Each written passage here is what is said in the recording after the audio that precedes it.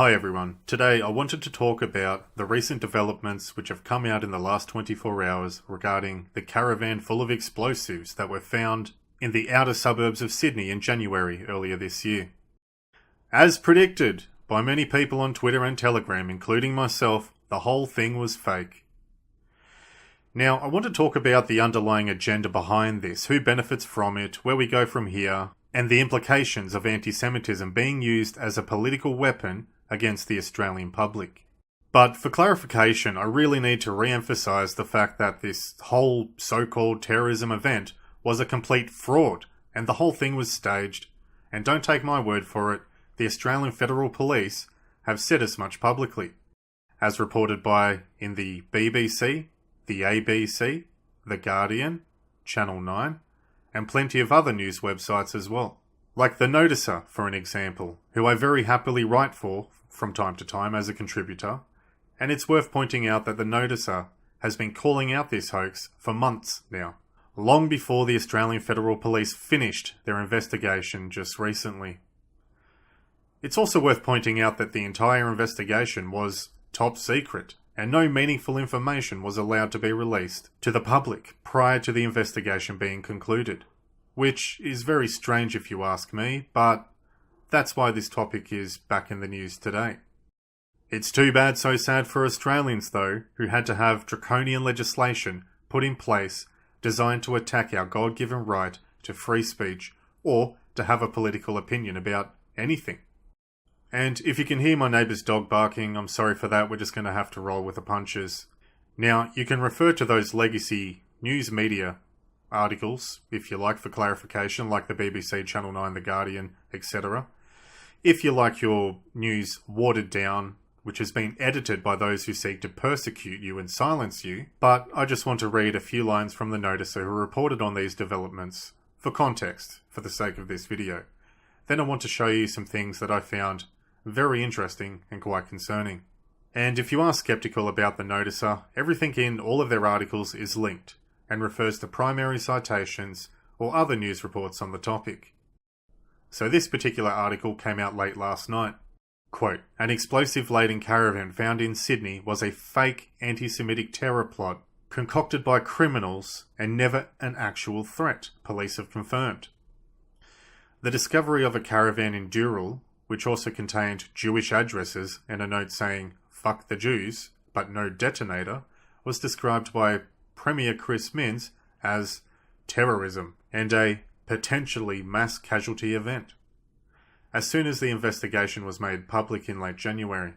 Weeks later, Mr. Minns brought in controversial new hate speech laws, calling them a strong response to anti-Semitism, while the federal government also cited a spate of alleged anti-Semitic attacks for pushing through its own hate crimes bill, which passed with bipartisan support. Imagine that, reading on.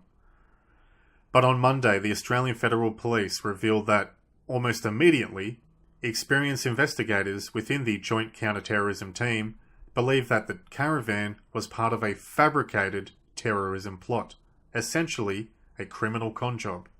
Now, I want to show you what the Australian Federal Police Deputy Commissioner of National Security, Chrissy Barrett, was allowed to reveal to the public after their top secret investigation. But let's again refer to New South Wales Premier Chris Minns, who, by the way, is a giant advocate for Zionism, the State of Israel, the genocide in Gaza, and the eradication of free speech in Australia. This is what he said before the investigation. Clearly, police are very concerned and the community is very concerned about the rising number of anti-Semitic attacks in our community escalating to the point where there was a mass casualty event. Mass casualty event, apparently. And clearly the police are very concerned. That's what he said. I want to make it very clear, police take this threat incredibly seriously. As I've said for many, many weeks now, the full resources of the state of New South Wales and New South Wales Police have been deployed to confront this very serious threat to our community. Now let's refer to Chrissy Barrett. Almost immediately, experienced investigators within the Joint Counter-Terrorism team believed that the caravan was part of a fabricated terrorist plot. Almost immediately. Essentially a criminal con job. This was because of the information they already had, how easily the caravan was found, and how visible the explosives were in the caravan. Also, there was no detonator.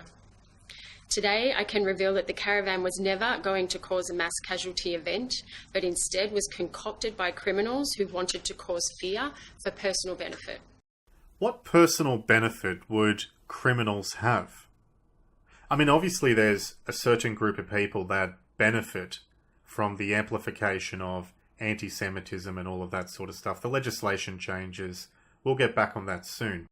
It's also interesting, now that we know the whole thing was a hoax, where someone somewhere was putting money into the pockets of criminals to carry out these fake attacks on Jewish people, as was reported by ASIO chief Mike Burgess earlier this year. We now have the Liberal Party and the Labour Party tripping over each other like the Three Stooges, pointing fingers at each other for the way that they each reacted during the so-called Summer of Hate. But in reality, both of them are to blame. Labour introduced the bill, and the Liberals forced them to make it tougher and sought to remove protections for political speech. Of course, this was completely amplified by the media as well. It felt like not a single day went by where every instance of graffiti being sprayed somewhere in the country triggered an entire day of solemn reflection, accompanied by a steady stream of interviews from politicians and representatives of Jewish lobby groups painting a picture of a nation where apparently Jews are in constant danger. I don't know about you, but this apathy-inducing episode during the so-called Summer of Hate, it was just intolerable. I was just sick of hearing about it. And to be fair, there were politicians who were calling out the bullshit, like Senator Babbitt, who maintained a free speech position.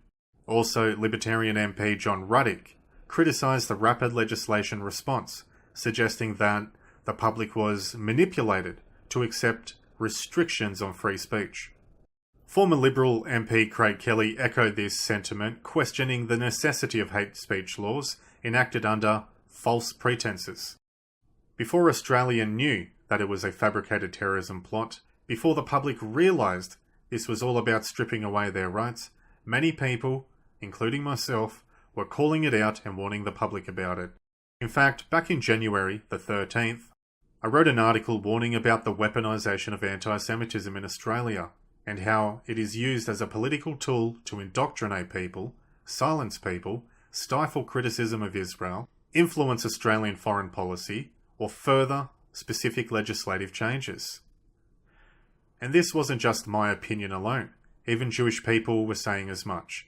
The article brought up research from the Jewish Council of Australia, which shed a light on how the vast majority of anti-Semitic incidences in Australia in the year 2024 were fake, exaggerated, overstated, or misrepresentations. Now, the main takeaway point here is how this is affecting Australian people. I want these legislation changes to be repealed and revoked, but it's unlikely that is going to happen. Another person who has been calling this out since day one, who I want to give a shout out to, is an Australian-based libertarian who is very active on Twitter, going by the name Mikamius. I believe that's how you pronounce it. Apparently, the Australian Jewish Association has been giving him a hard time. He recently had a bit of a back-and-forth argument with the Australian Jewish Association, who he alleges that one of their associates tried to dox and harass him and intimidate him. He also goes on to talk about how a lot of these organisations are obsessed with Jewish values and pushing that onto the Australian public, where he is more interested in what Australians want. Now, something he said recently in this post was, quote, "The only reason the hate crime, hate speech amendments passed without issue is because of the details below." Back in June 16th, 2021, the High Court of Australia illustrated major concerns with freedom of speech and acknowledged that it's only implied and that it is a human right, but it's also stipulated. Quote, "For my part, with greatest respect, it is arguable that the human rights protection does not exist." Unquote. He goes on to say that Australia needs a Bill of Rights enshrined into its constitution. Not separate, it must be within. If it's within, it can't be breached, and even if breached, the High Court has a binding constitutional document to use to back up its judgment as right now it has nothing. Australia is in peril and we need to get this rectified. And he posts some interesting screenshots of a report that details exactly that, as you can see here. Politicians are often tempted to exploit crises, real or manufactured, to advance their agendas, through exaggerating or fabricating problems. They generate fear or outrage, conditioning the public to accept preordained solutions. This problem-reaction-solution dynamic is a potent political tool. A crisis is exploited or created, the public reacts emotionally, and a solution is presented by the politicians or the media as the only viable option. We're seeing this now with anti-Semitism, and we saw it earlier with COVID-19. It's time to get tough. We need a COVID-like response to anti-Semitism. Reports. In this process, freedom can be sacrificed under the guise of safety, ending hate, or promoting progress. Social cohesion. The tragedy of such manipulation rests not only in its deceit, but also in its corrosive effect on freedom. Lies, once mandated, necessitate the suppression of dissent. To maintain the illusion of truth, critical voices must be silent. Alternative narratives discredited, and public discourse controlled.